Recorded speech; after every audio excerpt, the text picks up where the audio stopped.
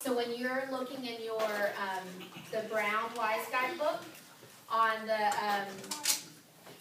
far side, actually no, sorry, let me stop. On the right side of the paper, but in the left column on the right side of the page. So if you're looking at the book and you have it open to a spelling list, the left side, the left page is giving you the word and a sentence. The right page is giving you any of the markings, okay? So you're going to see that marking, and then it should explain it for you, and it should also tell you what spelling rule it goes with in brackets. So they pretty much lay it out there for you, which is nice. As the students get more advanced, we write it on the board, and then you ask them, are there any markings? Right now, these first few lists, they may not know. It's going to take them a little bit to get used to it. So for now, I would tell them, but as they progress in the spelling list, you can ask them, are there any markings? And then they're going to tell you, underline the Y. Then you're going to ask them, why are we underlining the Y? Because it's saying its name at the end of a syllable.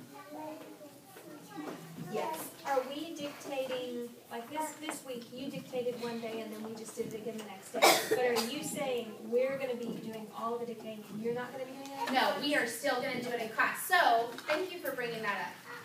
You very much could ask them, what are the markings or why are they there? Because they should have been paying attention at school and they should have them already written down, and we've already talked about them. Granted, you're asking them to go almost 24 hours and remember, but it should click on a little bit more for you, whereas at school we'll be, especially at the beginning, we'll be teaching it. And what I do with the spelling rules is I like having the cards set out and and kind of holding the card up. So like for my first graders who had already done some spelling in kindergarten, I could hold this up and they could kind of look at it, and usually they can tell me the spelling rule that went with it. Not all of them, because some of them are just more wordy and harder to understand. But I like having the cards out here so we can kind of look at them and talk about them as we do the spelling words. Yes? Okay, and I know we have the rules at home, but you aren't going to be saying, like, this is the rule for this week. We're learning this rule this week.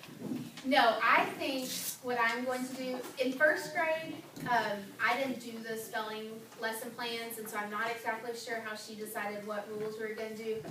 I like just looking, and if I look at the list and go, okay, the words in the list have rule number 5, rule number 4, and rule number 10. Those are going to be the rules that I want you to work on. We want them to memorize them, so those would be the ones I'd want you to work on memorizing and also to use while you're dictating. Can you give them to us? Is that too much to ask? Can you tell us which rules go with which spelling list so that we don't miss one? Yes, I think we can add those in because those would, I mean, we're gonna need to write on there what those would be the spelling rules that you're gonna be working on for the week. But it's in the Wise Guide. It is in the Wise Guide. And if we're going to do that, then wouldn't it also make sense to pass out rule tunes? Because that's how they're going to be learning them. And if we're actually going to start teaching them, what's the biggest best to teach them the way we have not talked about using the rule tunes in kindergarten. I'm not sure I'm if just they've saying used that it in if the past. families are going to start working on these rules, wouldn't it make sense to have a little jingle that goes along with it? Well, Starla actually wants them learning these spelling rules. The jingles slightly different. They are. The jingles are slightly different at times. That's a question that would be for Starla with the curriculum, so I can definitely ask her. I do know, I will tell you from my experience teaching first grade, you had the rule tunes and then you had the spelling rules. And it got really confusing on some of them, but Starla wants the spelling rules with the spelling program. But that's definitely a question that I can bring up to her and let her decide. So, I like the rule tunes. I think the jingle helps them get them, but it hasn't, I don't know if they've done that in kindergarten in the past, but it hasn't been right. Okay, let me see what time it is. Okay. The next word we're going to do under the word my, we're going to do the word fish. I see a fish. Fish. Clap it out. Fish. One one syllable. Think to spell. Okay, so now I have a single letter phonogram, and a multi-letter phonogram. Okay, so they're seeing by my hands that this is two letters making one sound. Because my hands are stuck together, it's two letters making one sound. So then I would ask them to write the word fish on their paper. And I would, also what I would do at times is, even if I've asked them to write, for some of mine that it's a little harder for them, I would go ahead and think to spell again while they're writing. So I would say, sh. You know, so they're getting it another time while they're trying to get it on their paper. And then we'd write fish.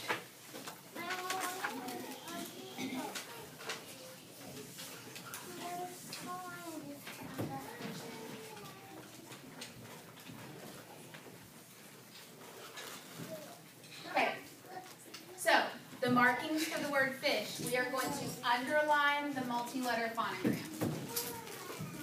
We underline any and all multi-letter phonograms. That is going to be one of their favorite things because they use so many multi-letter phonograms. They're going to be really excited because that's a really easy marking for them to remember. And it happens as we progress. It happens almost every year. And then you could also ask them if there are any other markings there aren't for the word fish. Okay, next we will do the word into. He crawled into it. Into. Clap it out. Into. 2 syllables. So here's how we're going to think to spell. This gets really fun. For the first syllable. And then ooh, like ah, oh, ooh. Into. Okay, when they are writing 2-syllable words, they have to leave a space between them. Okay, so I would tell them to write into. And so we write in. And then leave a space and write to.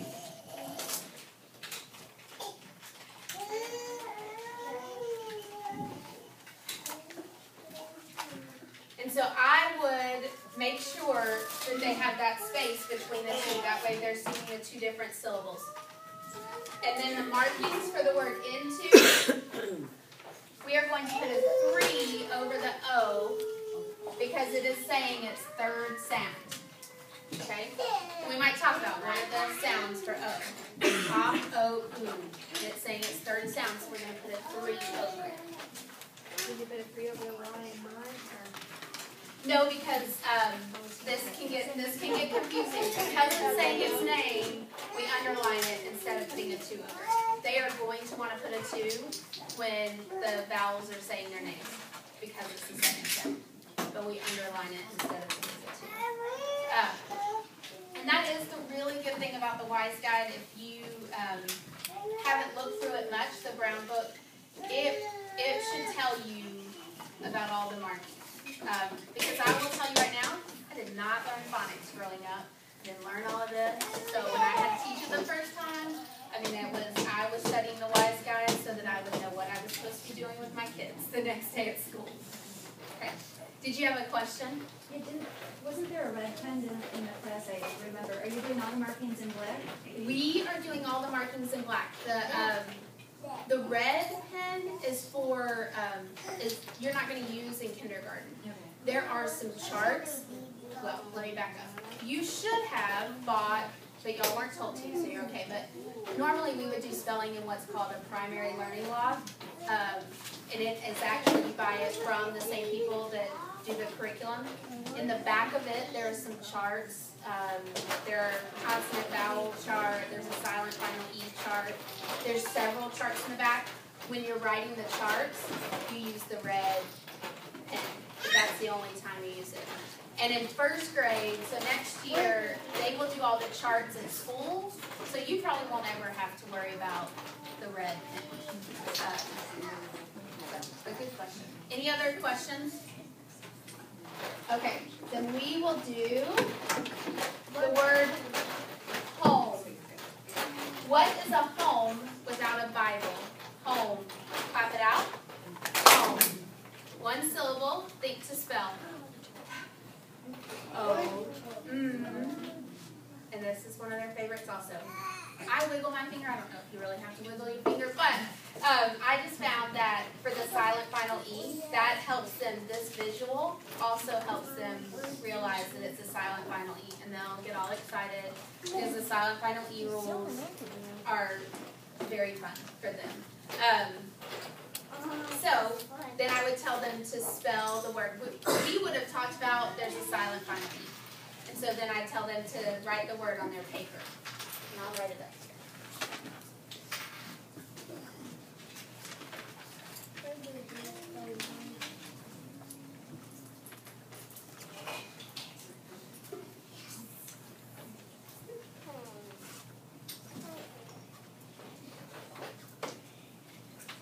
Okay. So the next thing we would do is ask for markings. Silent final E can have 5 different markings because there are 5 different reasons for the silent final E. There is strongman E, there is supporter E, softening E, sidekick E, and odd job E. Thank you. The most common one is strongman E, which is this one. That's when the silent final E is making the vowel say its name.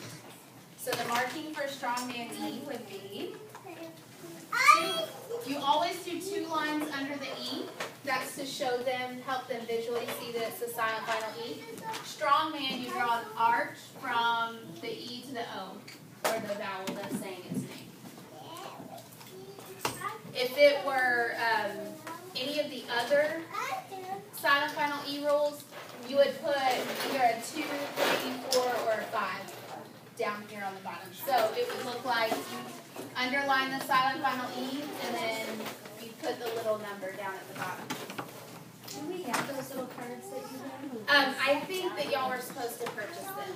It comes with the phonograms. Yes, and it will come in very handy because it pretty much shows you. Like here's strongman E, and it reminds you, it doesn't have the lines under the E, but at least tells you the arch is there. Or if this is odd jobs, it has a little 5 at the bottom.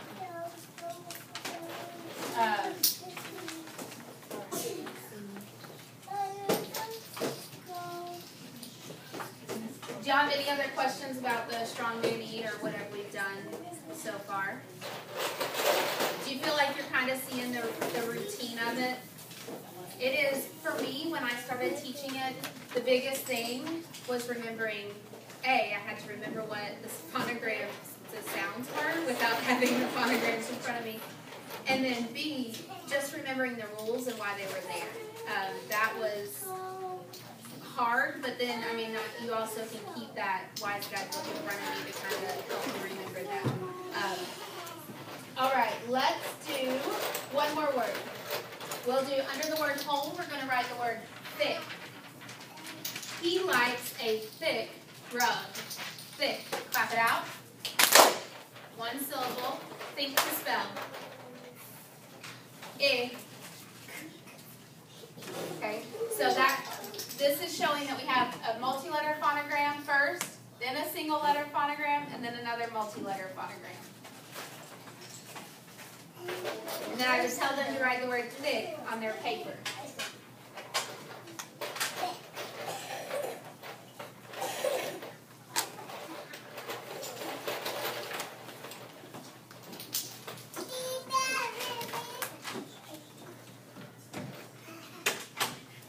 Okay. For the markings for the word thick, an important thing that I would tell the kids, and this is a little easier because there's a letter between them, but you have 2 separate markings because you have 2 separate multi-letter phonograms. So they would have to underline the T and the H, and then underline the C and the K. For the word she, they have, what'll happen sometimes is they need to underline the S and the H, And then they need to underline the E because it's saying its name.